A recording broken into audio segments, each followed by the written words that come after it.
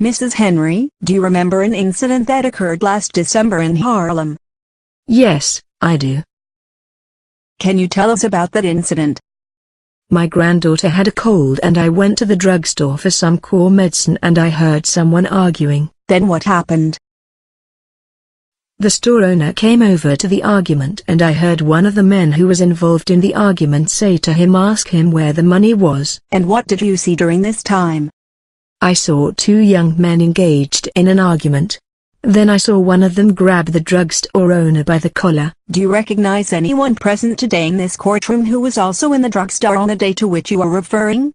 The gentleman sitting at that bench was one of the men arguing. Thank you. Nothing further. I am Asa Briggs, defense attorney for James King. How do you recognize that man if he looks different from the photographs you were given? I didn't recognize him. And when I see him now, I recognize him. Did you ever identify Mr. King in a lineup? Yes, but there were only 6 men in the lineup. 6. Only 6.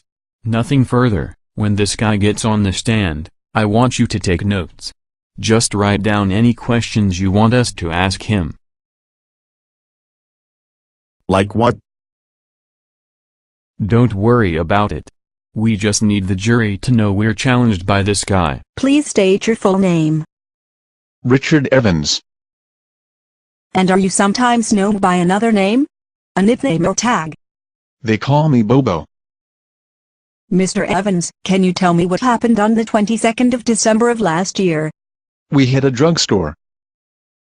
Can you identify from whom you got the sign that everything was alright? That's him sitting next to the woman with red hair. Can you explain how you got caught?